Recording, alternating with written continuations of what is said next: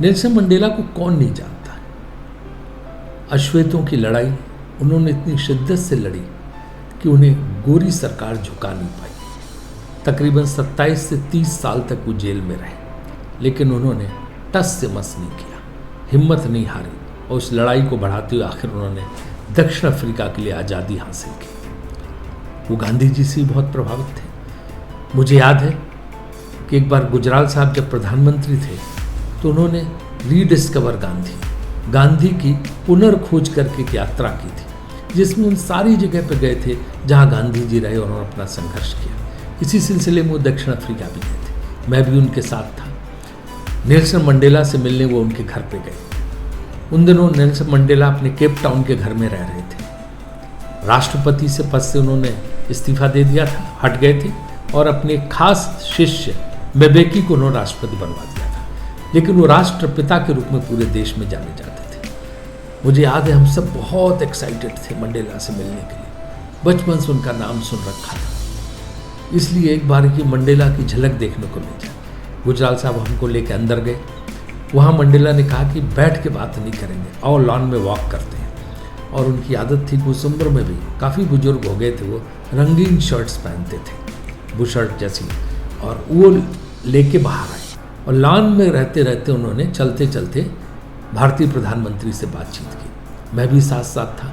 मुझे बड़ा ताज्जुब हो रहा था कि इतनी सहजता से वो बात कर रहे थे कि लगता ही नहीं था कि विश्व का इतना लोकप्रिय नेता इस तरह से बात कर रहा, और भारत के बारे में तो उन्हें इतनी जानकारी कि आप सोच नहीं सकते।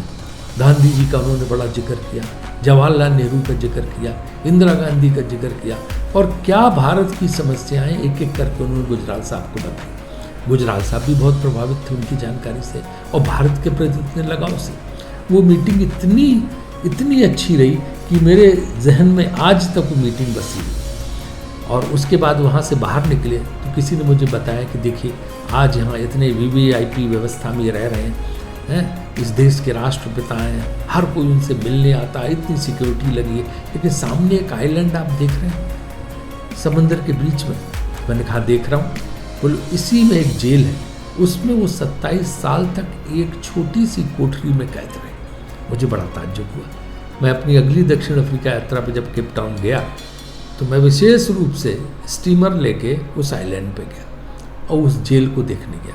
उस जेल के अंदर वो उस कोठरी को दिखाने ले जाते हैं। उस कोठरी को वैसे ही के वैसा रखा गया। उसमें एक ज़मीन में कंबल पड़ा है, एक टम्बलर रखा हुआ और कुछ बर्तन रखे हुए हैं। उसी छोटी सी कोठरी में 27 साल तक एक व्यक्ति ने गुजारे जो उस दक्षिण अफ्रीका का इतिहास लिखना चाहता था। उन्होंने कभी समझौता नहीं किया, वो कभी झुके नहीं, और उसके बाद उन्हें विजय हासिल हुई। मुझे याद है कि जब दक्षिण अफ्रीका आज़ाद हुआ तो बहुत बड़ा कार्यक्रम उन्होंने रखा था, विश्व के तमाम नेताओं को बुलाया था और विशेष रूप से उन्होंने गांधी परिवार को बुलाया था। यहाँ से सोनिया जी और उनके दोनों बच्चे राहुल और प्रियंका वहाँ गए थे। अलग से मंडेला उन सबसे मिले और उनसे बात की, क्योंकि उनके पारिवारिक रिश्ते इन लोगों से अच्छे थे। राजीव गांधी ने भी प्रधानमंत्री रहते हुए मंडेला के संघर्ष में बहुत बड़ा योगदान किया था। तो मंडेला जैसा व्यक्ति जिसका भारत के प्रति इतना लगाव था, आज भी एक एक भारतीय के जहन में बसा हुआ है। और मुझे लगता है कि विश्व की सारी पीढ़ियां उनके संघर्ष को याद रखेंगी, उनको फॉलो करेंगी और प्रेरणा लेंगी कि कैसे उस व्यक्ति ने किस तरह से संघर्ष को अपनी जिंदगी को दांव पे लगा कर खेला, और बहुत मामूली वक्त के लिए सिर्फ राष्ट्रपति रहे।